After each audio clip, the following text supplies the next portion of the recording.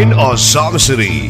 You're watching One TV News Channel. One TV News Channel. Serving you with information, news, sports, and public affairs. One TV News Channel. One TV News Channel. Serving you with love. Ang telebisyong pangmasa. One TV News Channel. One TV News Channel.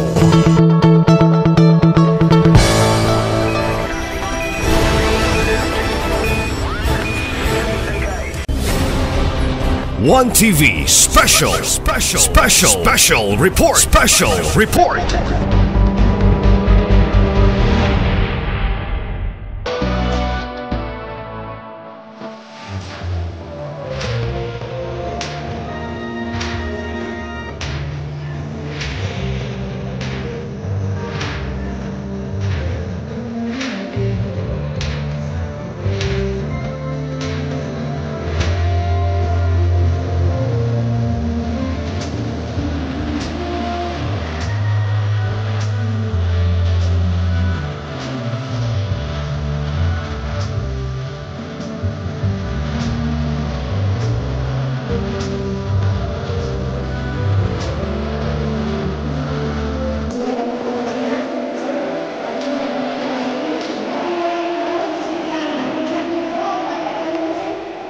Welcome to the 120th Philippine Civil Service Anniversary Culmination Program with the theme, Bawat Kawani, Lingkod, Bayani, Puso, Dangal at Galing para sa Bayan. Before we proceed, I would like to acknowledge everyone, our public servants diri sa lungsod sa Tudela, atong balikon og pakpak ang atuang matag usa ka kaugalingon tungod usa kita ka public servant diri sa atuang lungsod. Especially to our municipal officials, headed of course, by our municipal mayor, fresh from The Hague, Netherlands, atuang pakpakan Mayor Stella Chacha Ubot Istanyo, together with the Sangguniang Bayan members in attendance, Honorable Samuel Idusma III, Honorable Rosito Tampuog Jr., Honorable Joel Pujungan, Honorable Nelvin Lagi, and to our administrator, Sir Jingoy Ubot, kanhipod nga Honorable usa ka SB member. And of course, to our guest for this afternoon's event, from PIDEA Misog, ato ang palakpakan Agent Mark Andy Borlat, ato pakpakan. Also, Sir Agent Krister John Orsi Rada, member of PIDEA Misamis Occidental Provincial Office. And by the way, si Sir or si Agent Mark Andy Borlat is the Chief of the Preventive Education and Community Involvement of PIDEA Misamis Occidental Provincial Office. Together with them is also Agent James Justin G. Serino RMT, member of PIDEA Misamis Occidental. Atong pakpakan na ang mga guests nga mo share sa ilang mga knowledge later para ka natong tanan isip ko sa ka-public servant. And with that, to formally welcome us all for this afternoon's event, let me call on the Honorable Rosito Y. Tampuog Jr. A hand, please.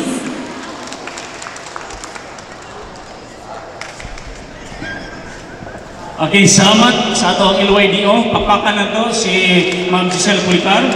Una sa tanan, ako pagtahon, the Honorable, ang Prisco Pakaigikan sa Netherlands, iyong pasalubong, iyong namus mayor, inigawas iyong klima ng gawas sa kay Gadalagis mayor pasalubong na to. So, the Honorable Mayor Estila Ubot Istanyo.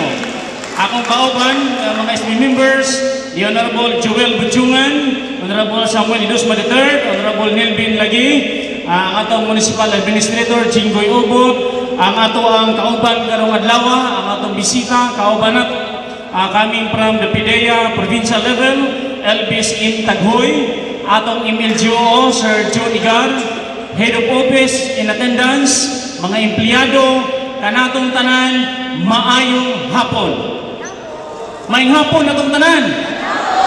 Sa dili pa mo padayon si Consal John, basta gani empleyado ta, ug naay bakante sunahan, automatic piliin na to. So abanti ko mo sunahan tanan. Kay di ta mo padayon kay para magwata ka balo siguro unsay serbisyo publiko, unsay empleyado sa gobyerno. O kamo po na diya, abanti ko na gamay. Kaya ganina siguro kung naghatag patag ayuda, uban mo ilog pa sunahan. Tungod kaya wag may ayuda, ang uban di na mo lingkod sa unahan, magpalayo-lahi. Huwag yun mo abanti, so abanti na. Sunahan, pila pa na tuningkon kay dili maayo lang program nga ang unahan bakante, ang loyo gahuot. So napay bakante sunahan. Sige, abanti pa diri sunahan. Naraman na yung ganina, huwag mo niya abanti na ang ganina. Sige, abanti pa, kanong naslipod. Matay mayor, mga gahi na ginato empleyado, di magyod mo abanti. Sige, abanti. Kabalo ba po nga atong program karon kabahin very civil service. Dapat pakanti pa, sige unahan pa. Sige kaya ang naasunahan mo niya, mo'y makadawat o unang ayuda. So una-una, karong adlaw atong gipahigayon ang culmination day sa celebration sa Holman sa civil service nga kasaulugan. O nining adlaw dili lang kay kabahin sa pagka-empleyado, bahin sa serbisyo publiko ang atong madungog, kundi part po karong hapuna na ipahigayon ng Anti-Drug Pre-Workplace Symposium. So hinaot nga kini makahatag natong awareness atong kaugalingon sa pamilya, sa atong kinatibuk-an nga pagpadagan sa LGU to dela. So mahinaot mi nga maminaw tag-ayo atong una-unaon nga naata sa gobyerno, naata sa serbisyo publiko, kinahanglan modelo ta diha sa katilingban. Dili kay makakita ang mga taga-Tudela, dili ta maayong tan-awonon, dili ta maayong example diha sa community. So kinahanglan kung naata sa local government ato ipakita ang atong dedication, commitment o pagkamatinud-anon isip empleyado sa gobyerno. Kay kung unsay atong gihimo, mobalik po na nato. Kung unsay atong gi-contribute sa gobyerno, mao po nay atong mapupo gikan sa gobyerno. So kung unsay atong gihatag, tinud-anay nga serbisyo, and then compensated po ta kung unsay atong gihaguan. So once again, welcome sa atong ipahigayon nga Anti-Drug Pre-Workplace Symposium and awarding of employees. So unya sa part 2, atong masaksihan ang atong mga empleyado nga dugay-dugay na sa serbisyo publiko dinhi sa LGU Tudela. So once again, may hapon kaninyong tanan and God bless us all. Ladies and gentlemen, our Konsihal Honorable Rosito June Tampog Jr. Atong pakpakan si Konsihal. Mura magnangaluyan ni ato ang mga empleyado, no? Sige lang. We would like, before we proceed, we would like to request our men in uniform, chief or representative, to please sit here, no, together with our municipal officials and our guest speakers from BFP, PNP, and Coast Guard. Okay? Atong i-request kay kauban man nato sila sa ato ang pagserbisyo sa kalinaw o kahapsay sa ato ang lungsod, no? Sige, atong while naghulatan nila sir nga mobalhin diri sa ato bangan, daghagkuan diri sir. Daghana og bangko. Dapat mo nila konsihal, no? Kaya ato pakpakan pag-usab. And now, ladies and gentlemen, sa dili na magdugay ato ang paminawon, no, ang usa ka part sa ato ang programa karon mao ang Anti-Drug Free Workplace Symposium. Please help me welcome our first speaker, Agent Mark Andy Borlat, our Chief Preventive Education and Community Involvement Officer of PIDEA Misamis Occidental Provincial Office. Good afternoon, sir. Again, may hapon sa tan. Before anything else, on behalf of our provincial officer, Agent Taghoy, iyahang ipadala ang iyahang pagpasalamat, ma'am, sa pag-invite sa amo ang tropa. To our municipal mayor, Ma'am Stella Ubot Istanyo, and to all the members of Municipal Council, to the members of ex-officio, to the LGO, sir, and from the counterpart, PNP, BFP, and Coast Guard. Once again, good afternoon.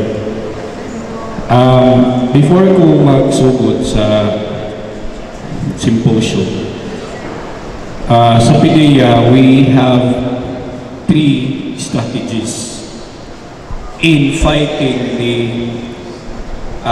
drug menace of this country. First strategy is the supply reduction, which means ang drugs amo ang kwaon sa tao, ang tangon or ipalayo.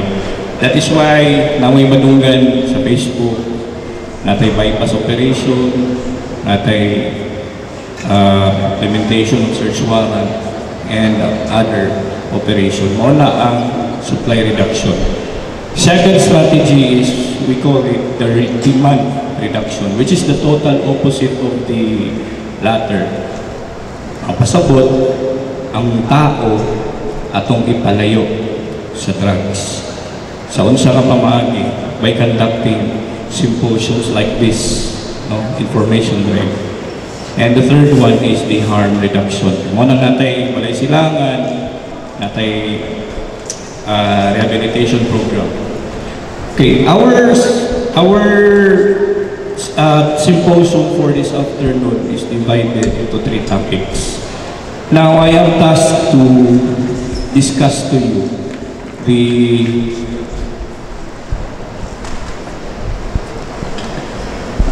ill effects of dangerous drugs. Maybe some of you are familiar with this topic, no? Pero review lang ni sa mga nakabalo na. Okay? So this will be the order of my presentation. At the end of this topic, we will be able to identify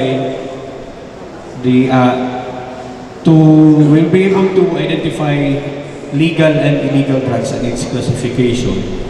How are drugs taken, most common abuse drugs in the Philippines, effects of dangerous drugs, understanding drug addiction, and how to avoid improper drug use. Okay. Maklaro ha? Ano nasa likod? Maklaro ang projector? Okay. First, let us define the word drug in its general term. No, common kay na word na madunggan drugs. No? Pero nasa general meaning. Any substance that prevents or cures diseases or enhances physical or mental welfare.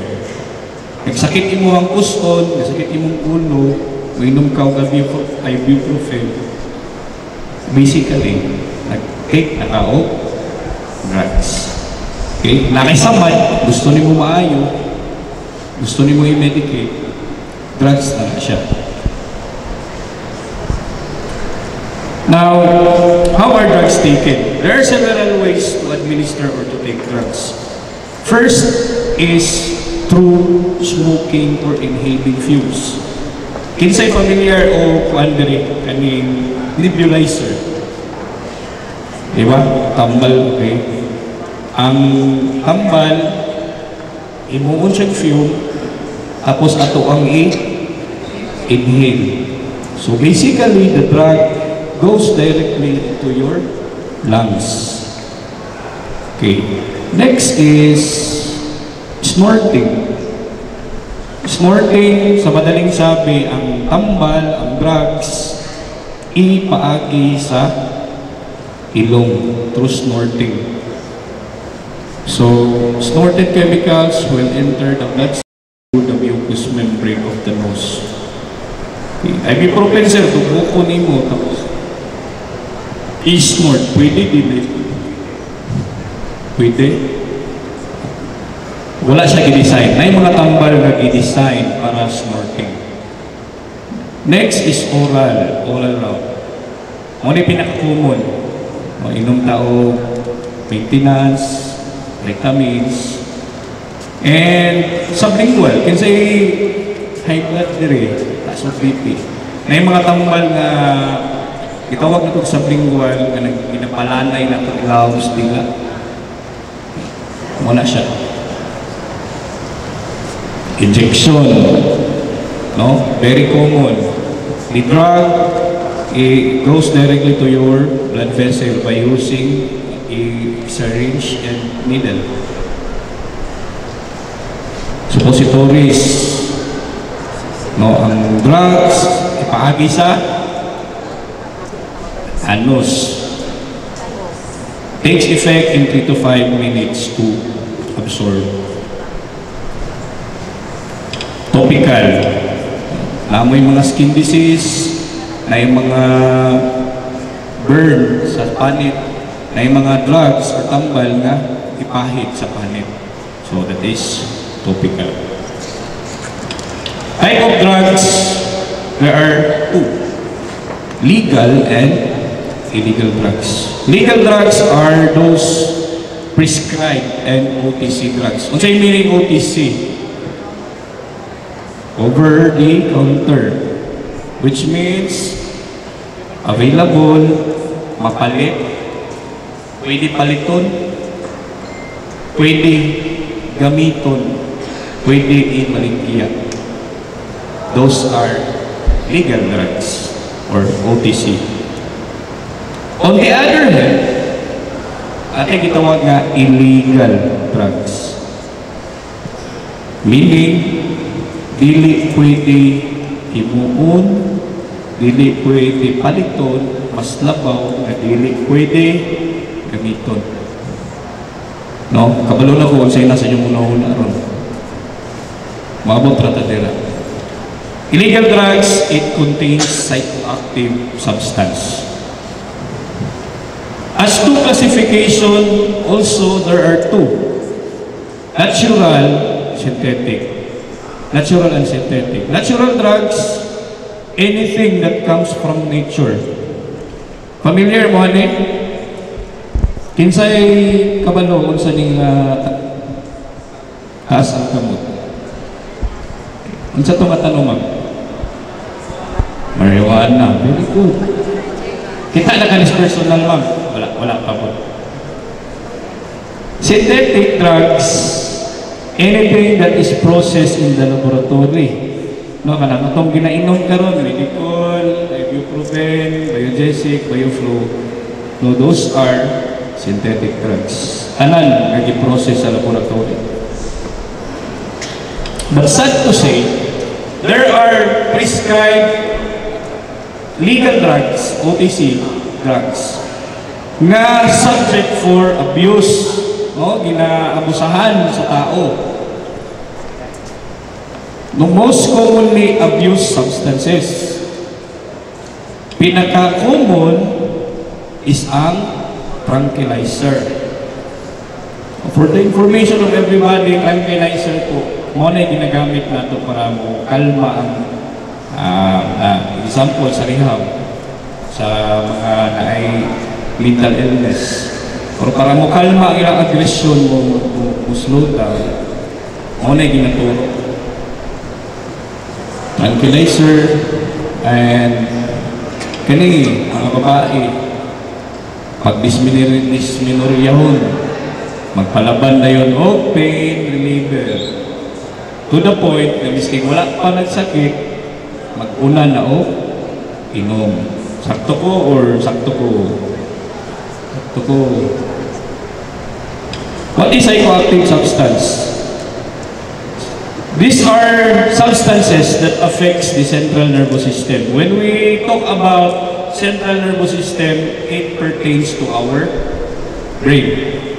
No, would you agree with me that in our daily basis, ginti taani, no? Psychoactive substance, examples of psychoactive substance include caffeine. Pag abot sa office, siyempre, early kayo, bugnaw ng aircon, timpla kag kape. Pag abot og paniud to, lami ang sudan, inununan, kinilaw, lami inom og soft drinks, no? Kana sila tanan nga contain o caffeine. Pista, siyempre, shot-shot gamay, pag-uli sa balay, bisitaon sa kauban. Okay? Soft drinks and kaning kupra, energy drink. Cocaine, nicotine, very common, makuha na to sa pagpanigarilyo. And the cannabis, the marijuana THC, tetrahydrocannabinol. Psychoactive substance, it alters mood, thoughts, sensory perception. For example, wala imong duka kung mainom ka o coffee. Normal sa tao ang dukaon. No, parehas karon orasa, katulog ko, katulog ron. No? Normal sa tao ang dukaon. Para ma-alter na siya, kinanglan ka o kape, which is a example of psychoactive substance. Mood. Kawantay mo ka ng hubog na labiang inom ng alcohol. Diba? Ang mood alam mo sa kung dili maghilak magmaoy, mag-iso. Kung sa ihinunggan, it's because of the psychoactive substance na alter ang iyahang normal nga dagan sa central nervous system. Okay. 3 types of psychoactive substance: depressant, stimulants, depressants, and hallucinogens. Stimulant, common na siya sa term na uppers. Anong gitawag siya uppers? Ma'am and sir, it increases the activity of your central nervous system or of your brain. Depressant, on the other hand, is the total opposite. No? It decreases the activity of your brain, or we call it downers. Natay gitawag hallucinogens, from the word hallucinate. No? It gives the person a psychedelic effect. Kaya nung ko sa una, high school ko, kinsay nakasapon sa kanang uso ang solvent sa eskwelahan, mga bugoy-bugoy ng mga estudyante. Solvent, rugby. Okay. Ay uban, mag-imagine nga San Goku, si Power, kawira ng maestra, rugby na dahil sa luyo, solvent na dahil sa luyo.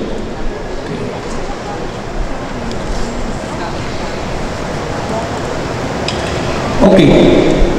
Most common abuse, dangerous and illegal drugs in the Philippines. No? Up one ala, everybody read. Mabasa ha? 1, 2, 3, basa. Shabu. Okay, very good. Shabu. Unsay nakabutang nila? Shabu is a powerful, unsa ganitong stimulant?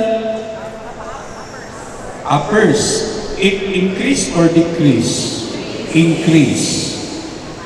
Powerful stimulant that activates certain system in the brain. It is a highly addictive and illegal psychostimulant drug that is similar to amphetamine. It is used for its powerful euphoric effect. Pag maingon ta og euphoric effect, ma'am sir, or euphoria, pasabot ana, intense happiness, intense satisfaction. Therefore, maudi ang daghag ka-addict og shabu kay ang iyahang biktima tagaan niya ang intense nga kalipay, satisfaction. Mo nang gaan kay ang pamati sa mga user o methamphetamine hydrochloride. Kung sa iyang dagway, it resembles tawas. Kanang tawas, makita ninyo na inyo na dubukon, most likely, mauna na iyang dagway. Snowbird na kinuli. Okay? Taas ang kamot sa nakakita ng shabu. Personal. Personal. Okay, thank you for your honesty. Okay, crystalline substancia. Why crystalline substance? How it is administered? Pwede i-inject, pwede i-snort, no? Pwede siya i-inhale. And by the way, muna yung scientific name. Now, methamphetamine hydrochloride.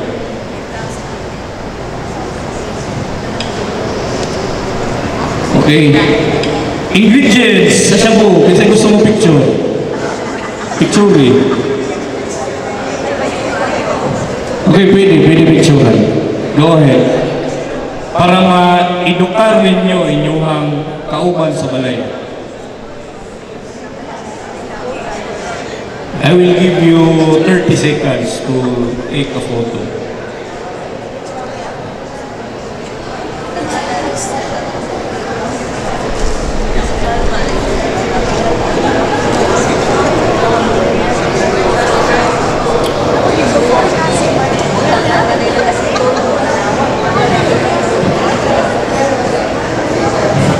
Alright. Mana picture ayun ako pila. Okay.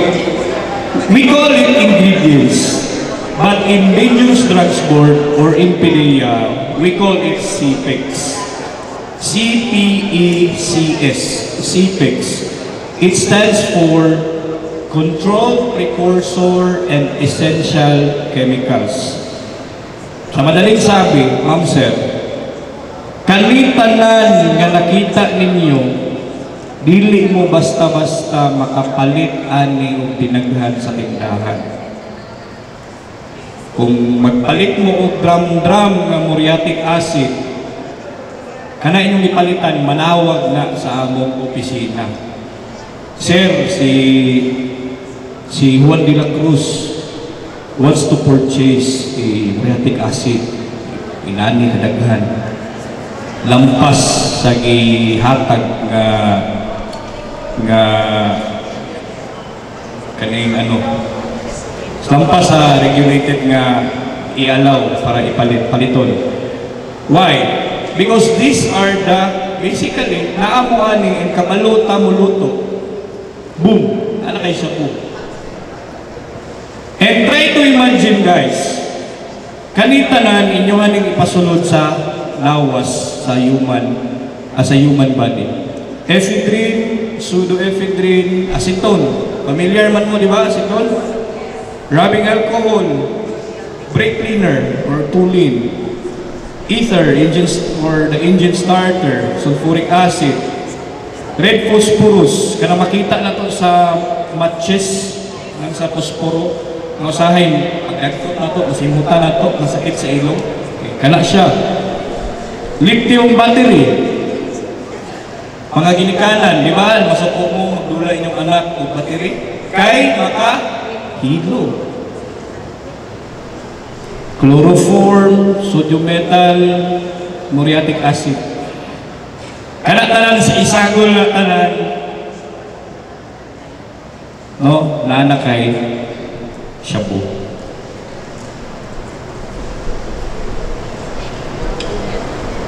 Immediate effect, increase wakefulness.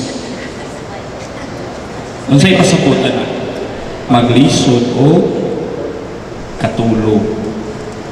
Increase wakefulness. Increase concentration. Sa'yo pasaputan na, ang ilaphan, bago pang gipilo, ibutang sa aparador, gibungkag na po kay gilabhan o usab.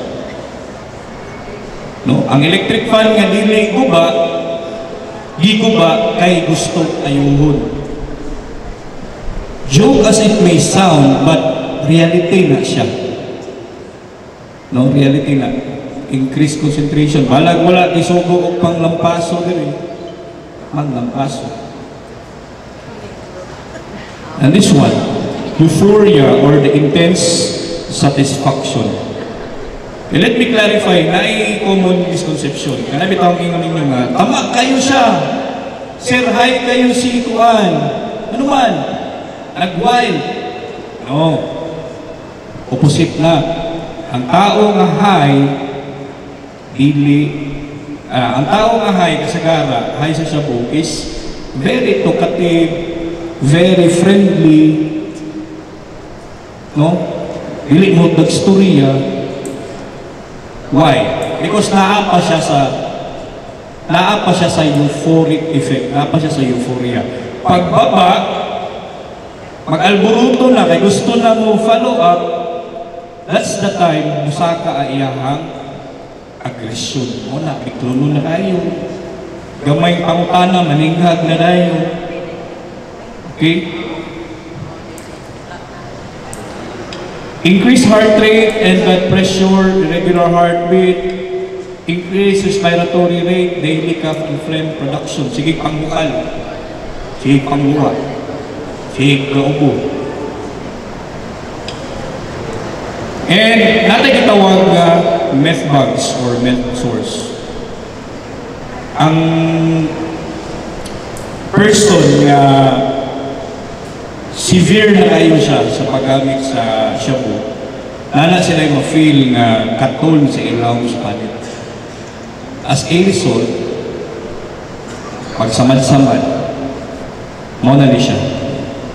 Meth bugs or meth sores. Mauna kasagara na ito makita or ma-encounter nga drug addict, yagit kagidun, mauna siya. Samad-samad, dagang katol-katol. That is meth bugs or meth sores. Mouth of a shabu user. Okay? Kawanday mo, kung namoy mga nailahan sa inyong lugar na mga kaniadto, mga drug addicts, di ba, gagalaran ilang ipon, gagapangat. Okay? Ipasunod pa man ipasunod ka ni mo ang reatic acid sa imba, so may nanagip ka. Okay, the eyes of a shabu user. Dilated ang pupil. Kita mo bangus sa merkado ng labas, simag kayo. Nanak, traw. Dilated. Okay. Up to is marijuana. Kaya sa itong nakakita na. Okay. Top 2 siya ma'am, na illegal drug sa Pilipinas. Marijuana. It came from the dried flowering tops, leaves, stems, and seeds of the cannabis sativa plant, which is the key mind-altering substance in marijuana. It acts on specific brain receptor and causing possible mood changes and suicidal thinking. Okay. Marijuana downers, depressant. No? Isa siya sa trigger sa suicidal thinking sa isa ka tao. What it looks like, similar to dried parsley and dagan siya ngalan, damo, grass, weed, MJ juice, chongke, dubi, ganja, sinsemilla, 420, and many others. Immediate effects, increased heart rate, again, and irregular heartbeat. And this one, the delta-9 THC or the tetrahydrocannabinol, this is the one causing the hallucination, which could eventually lead to psychosis, pagka-amnesia, pagkabuang. Okay, lungs of marijuana user. And kung nakabantay mo, ang eye of a marijuana user, ilang eyes is the opposite of the shabu user. Kanina, dako ni siya part, kaning black, karon gamay na. Constricted and usually characterized by another kapula na diya. In other words, parang palaging bagong gising. Or giduka. And no. Since it is a downer or depressant.